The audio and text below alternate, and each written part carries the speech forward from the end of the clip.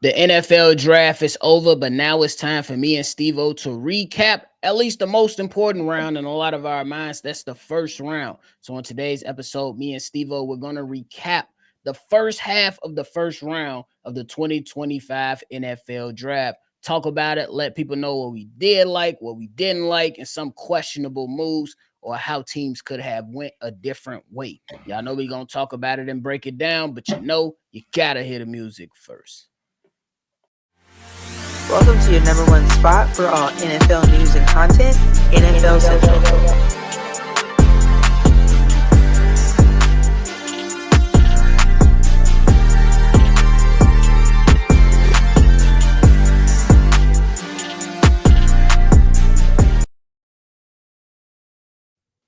What's going on, ladies and gentlemen? Welcome back to another episode of NFL Central. Glitching like a mug. But nonetheless, make sure if you're tuned in, you go ahead and you hit that like button and subscribe. I'm your host here, Bobby, and I'm joined by Stevo. What's the word, my guy? What's good? What's good? But hey, we had an interesting 2025 draft for all teams involved. We seen in the first round in the exact order: Cam Ward, Travis Hunter, Abdul Carter, Will Campbell, Mason Graham, Ashton Genty, Amar Minbow, Ted McMillan, Kelvin Banks Jr., Colston Loveland, Mikael Williams, Tyler Booker, Kenneth Grant, Tyler Warren, Jalen Walker, and Walter Nolan round off those selections in the first half of the first round in the 2025 draft. Stevo, initially, let's just talk about what your initial thoughts was for those first 16 teams that made selections in the first round. The draft lived up to everything we thought it was going to be because they said it was going to be some shaking up and it was going to be a little bit different. It's going to get a little bit wild, and that's exactly what it is. And I think most people like what you mean by wild. I would say if for most people for the last few years, if you look at mock drafts, the mock draft for them, it was like 70 to 60% correct for the most part. Most of the people that we thought was gonna go to certain places did go to that around them certain spots. This year, I think it was like down to about 40 to 30%. Everybody was like, "What the hell?" Like nobody thought this was gonna happen. And I think it all started with the big trade in the beginning with Jacksonville moving up for Cleveland's second spot and them choosing to get Travis Hunter. A lot of people thought that Browns was just gonna sit there and drab Abdul, which I thought yeah, it's cool to have another threat like that to put next to Miles, but their D line already is pretty freaking good. So it just to me it didn't make that much sense to go get somebody else like that. And then now that you was able to go get Mason Graham, who's can be a dominant D tackle right next to him from years to come. Hey, I like the move even better than personally a dual Carter. Like it was a win-win scenario for me. So like that was probably I think I think we both gonna agree that was the trade that probably shifted this whole first round for sure. I agree with that. I think that whole trade, just to piggyback off of you, I think Mason Graham actually makes more sense for the Cleveland Browns than the Travis Hunter. Now, don't get it misconstrued. Travis Hunter is still a hell of a talent, but you do still have Denzel Ward, who's an all-pro Yep. caliber type of cornerback. And if you was to go Abdul Carter, if you're the Cleveland Browns, you got Myles Garrett over there. So what better decision to make in that spot than to say, let's go and get some pressure in the interior part of our defensive line and going to get the best defensive tackle in this year's draft with Mason Graham. Now, Steve, I ain't gonna lie to you. I wasn't shocked by the Las Vegas Raiders going to get Ashton Genty, but I'll be honest, I thought that they would have went another route, maybe with a lineman or something like that, and possibly Yeah. waited later in the draft to address their running back needs. But I got to keep it real when I see it and just keep it real just because, hey, it's a move for them that makes a lot of sense simply because Pete Carroll is going to want to establish the run. You seen later in the draft, which we'll talk about maybe in another episode or something, them going to pick out additional offensive linemen. I Mhm. believe in the third round with the 98th and 99 pick. You seen them go and pick up offensive linemen. I think Ashton Genty to the Las Vegas Raiders, it made a lot of sense for them. One of the questionable moves was Kelvin Banks Jr. for the New Orleans Saints. I'm not mad at it, But I thought that they would address their quarterback position at least right there at that moment, just saying, go get Shador Sanders, go get a Jackson Dart, somebody that can go ahead and push this thing forward for you, because we Yeah, already know, like, bro, Derek yeah, Carr coming off that shoulder injury, and even if he was 100% healthy at this point, right now, you looking at Derek Carr for the New Orleans Saints, bro, it's not something that I'm banking on for don't even the know if he next gonna two, play. 3 years. Exactly. Like It's just weird. like it's weird because it's like it's a good decision. It's always gonna be a good decision to go possibly get your left tackle for the future. I'm never gonna be mad at you for getting that, but at the same thing, like you had so many other issues, and your most glaring issue is the quarterback position. And I feel like in his draft, I know people got their thoughts on Shador, but I'll just me personally, based on the tape, the results. In college, he was the second best quarterback available. I felt like that was right there for the taking, and for y'all to go get fucking 29-year-old goddamn Tyler Show who lost his goddamn I'm a mind y'all. Y'all know I'm an Oregon fan. He was a former Oregon quarterback. This motherfucker lost his job to a quarterback that's is the backup for a UFL starter. I'm gonna say that one more time. He lost his job to somebody who's the backup of a USFFL, whatever the league is called, starter. That's crazy to me. He almost 30. That's So crazy. I hope it work out for you. I hope Tyler Show is your guy, but I wasn't impressed then. I ain't impressed now. Even though, like I said, when it comes to this QB class, the fact that they're questioning them to play quarterback when that's what they are, they're not. None of these guys are like super freak athletes. None of them have like crazy. I'm gonna throw an 80-yard bomb down the field. All of them are pretty cerebral quarterbacks, and that's what Tyler falls under. But out of all of them, he was the third best available, and he went second. Yeah. Oh my god.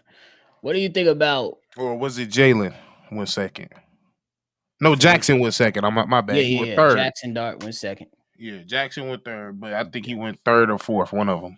Yeah, what are your thoughts on the San Francisco 49ers just saying, let me go get Mikael Williams? Like, I I'm understand that you want to pair another edge with Bosa, but at the same time, for the San Francisco 49ers, bro, your best offensive lineman is about to be out the league. I'm just saying, I don't know who you wanted to necessarily go get. There is not a lot of options for an offensive tackle.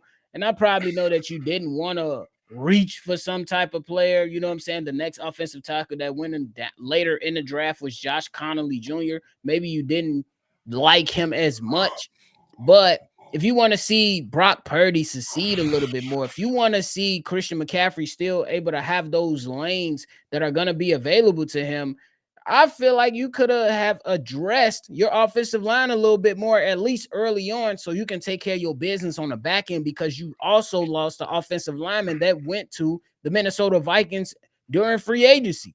So it's just like, but I'm not mad yeah. at the Mikael Williams thing, but it's just like, what? Like, what are we doing?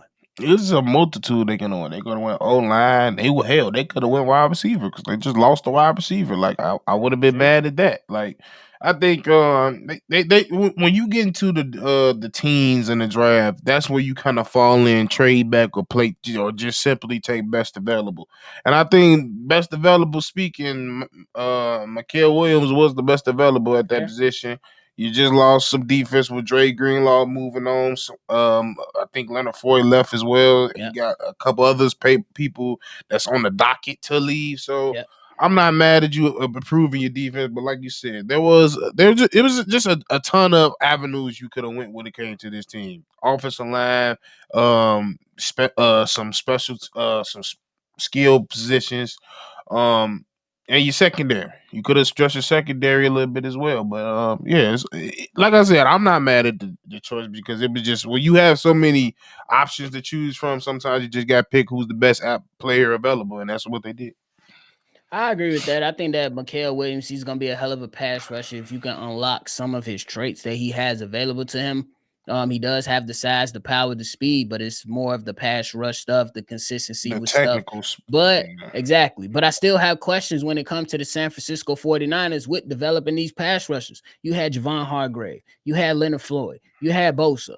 And those really didn't pan out for you to where you're at the point to where Javon Hargrave is on the street and Leonard Floyd is no longer with the team. So I'm trying to see what will the coaching on the defensive side look like, because we know the offensive coaching of Kyle Shanahan and his staff is going to be doing some really, really good things for the San Francisco 49ers. But I will sit here and say, hey, I got questions on how y'all going to get these guys to be able to thrive on the defensive side. Now, you did bring back Robert Saleh.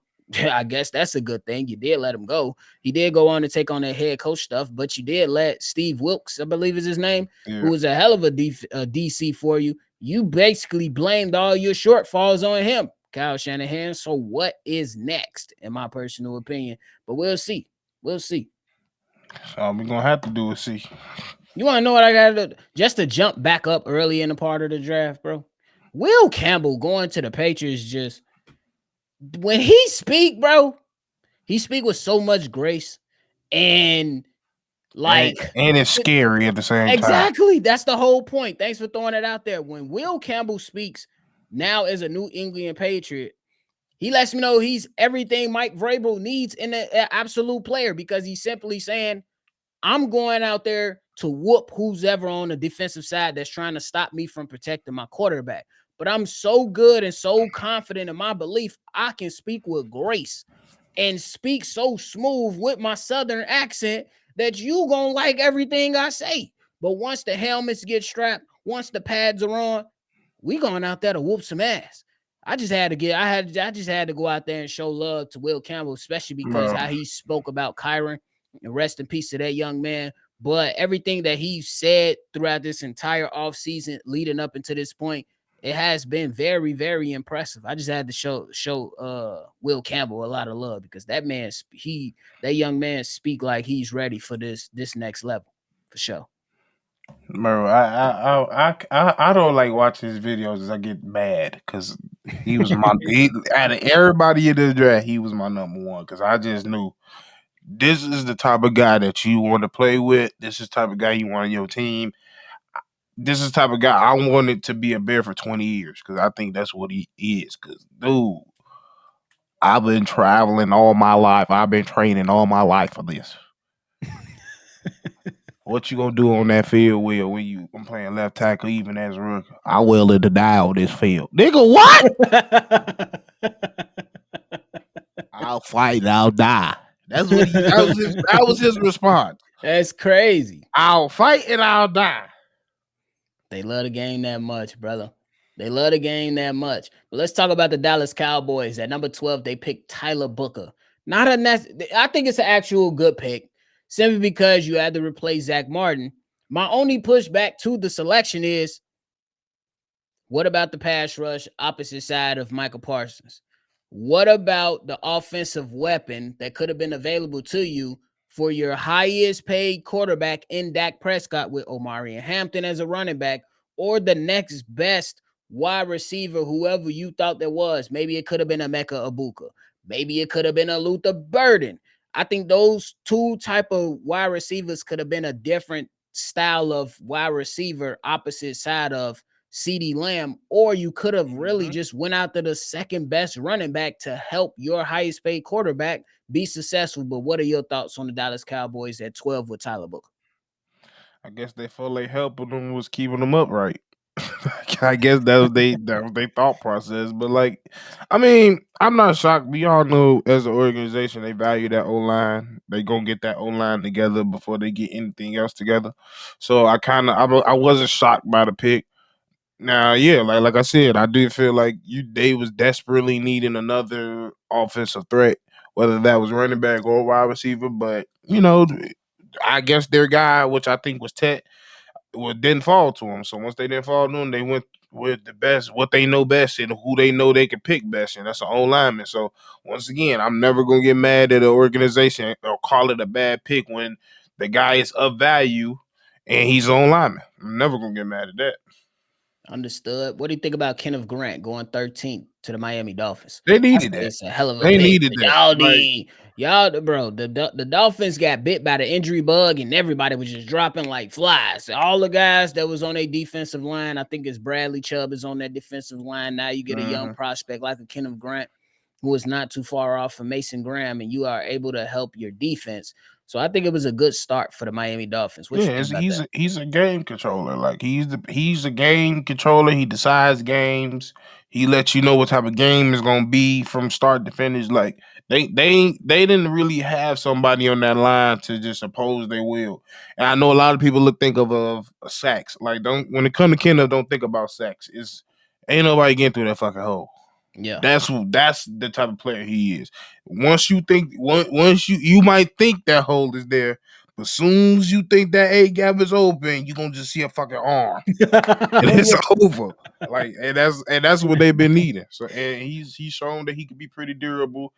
He's a former champion, blue nose, hard Carter type of dude. He gonna fit right in. Just don't get distracted because we know what Miami got down there. No, I already know what they got down there. Now we had two teams in the top 16 select tight ends. Coast and Loveland for the Chicago Bears. Yep. Tyler Warren goes to the Indianapolis Colts. Who do you think is the better fit for their respective teams? I mean, they both fit. They both went to the right team. Okay. I always had Tyler Warren going to the Colts. Like from months now, I was like, he's a Colt. Like I knew nobody else. Like I knew we was looking at him, but I'm like, I didn't think we was picking a tight end. And if we was picking a tight end, there was too much hearing of Loveland. Then he was on our top 30 visit. I'm like, oh yeah, they like him. But yeah, when it comes down to it, they need somebody that can the Colts, I should say, the Colts need somebody that's very dynamic, versatile, and just like a shot in the arm, something that can make something out of nothing.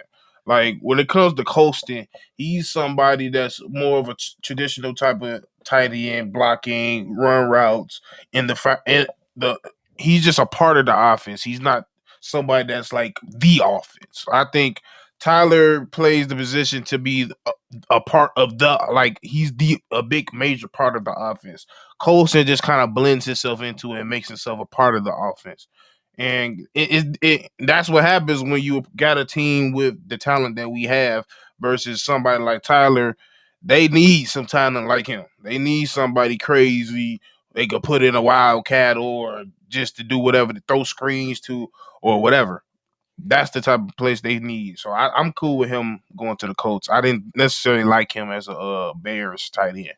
Yeah, I think that when we talked about both of those, for the Chicago Bears, y'all know my team. I was really high on Tyler Warren. I'm still high on him. I believe he's gonna go out Yeah. there and have a really, really great career. But once I started to Hmm. watching Coast and Love, and I thought that the route running ability was just something that was a little bit different from Tyler Warren. Now, if you going out and say who's the bigger, more physical athlete, hey, you can go Tyler. ahead and go with Tyler Warren. And I Yeah. think that I listened to Gronk. He was like, hey, Tyler Warren is more of a Gronk type tight end. And that I say that fits it perfectly. This is a big body guy that if you need to go up there and pick up a 3rd and 15, a 3rd and 8, a 3rd and 6, you can run him up the seam. He's going to be able to catch the ball, knock a few guys out the way, and we're going to get that 1 yard above where we need to cross. And then Loveland, I'm not saying he's on Brock Bowers level, you know what I'm saying? Because Hey, he still has to prove that, but he is one of those tight ends that gonna come out. He gonna work you out, with that route running ability and be something like a Brock Bowers type of running back. So it's two different types of you know what not his running back, tight end, excuse me.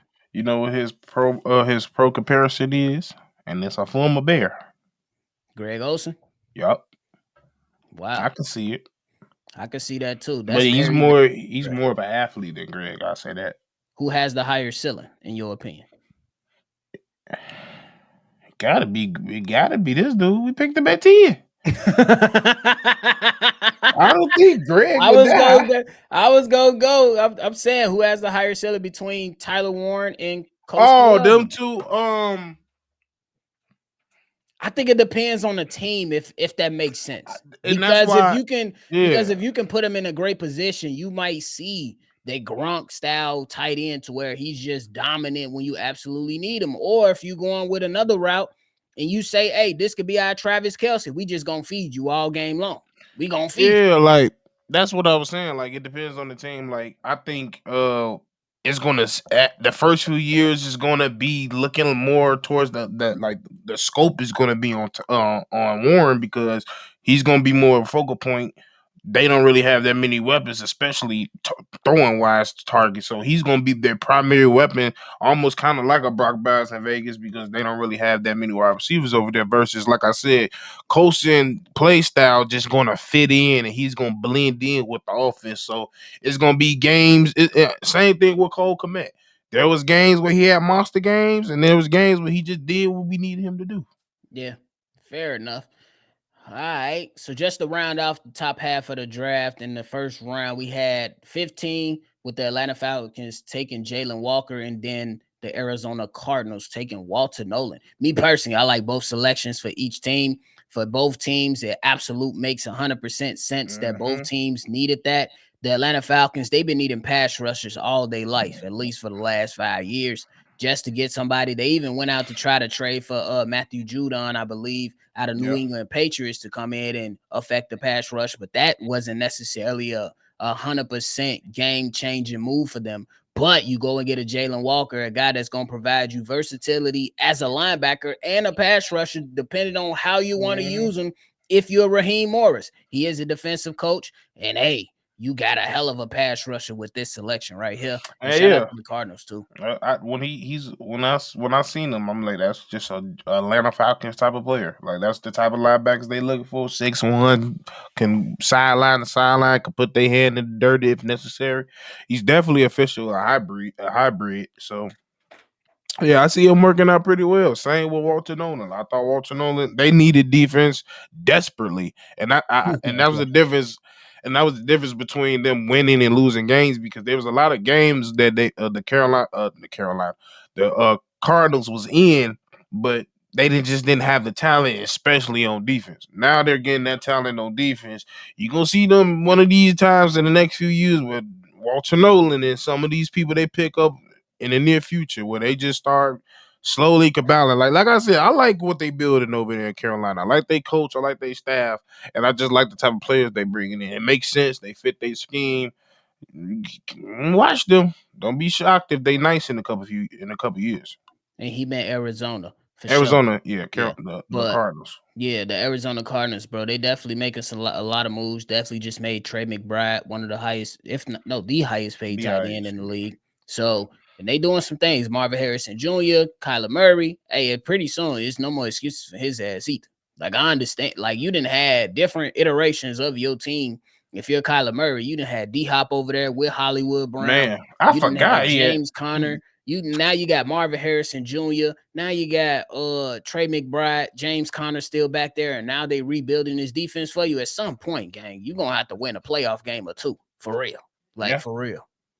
yeah. I think that's and they got Will Johnson.